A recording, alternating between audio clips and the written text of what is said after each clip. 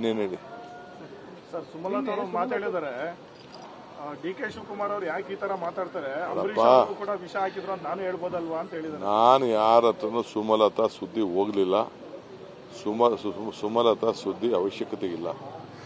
ಕುಮಾರಸ್ವಾಮಿ ಅವರು ವಿಷ ಹಾಕಿದ್ರು ಅಂತ ಹೇಳೋದಕ್ಕೆ ಯಾವ ವಿಷ ಅಂತ ನಾನು ಕುಮಾರಸ್ವಾಮಿಗೆ ಮಾತಾಡಿದ್ದೀನಿ. ಪಾಪ ಕುಂಬಳಕಾಯಿ ಕಳ್ಳ ಹೆಗಲು ಮುಟ್ಟು ನೋಡ್ಕೊಂಡಂಗೆ ಅವ್ರು ಯಾಕೆ ಮಾತಾಡಕ್ಕೆ ಹೋಗಿ. ಅಂಬರೀಷ್ಗೆ ಕಾಂಗ್ರೆಸ್ ಪಾರ್ಟಿ ಏನ್ ಮಾಡಿದೆ ಅಂತ ದೇಶಕ್ಕೆ ಗೊತ್ತಿದೆ. ಅಂಬರೀಷ್ ಕೊನೆ ಉಸಿರು ಏನ್ ಹೇಳಿದ್ರು ಅಂತ ಗೊತ್ತಿದೆ.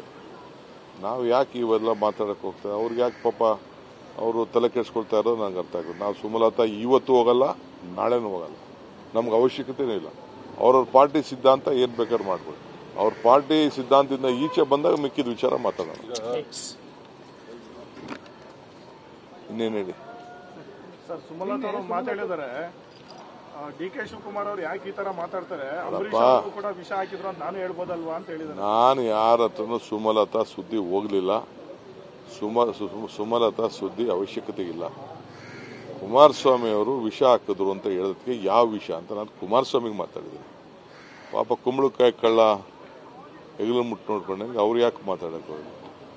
ಅಂಬರೀಷ್ಗೆ ಕಾಂಗ್ರೆಸ್ ಪಾರ್ಟಿ ಏನ್ ಮಾಡಿದೆ ಅಂತ ದೇಶಕ್ಕೆ ಗೊತ್ತಿದೆ. ಅಂಬರೀಷ್ ಕೊನೆ ಉಸಿರು ಏನ್ ಹೇಳಿದ್ರು ಅಂತ ಗೊತ್ತಿದೆ.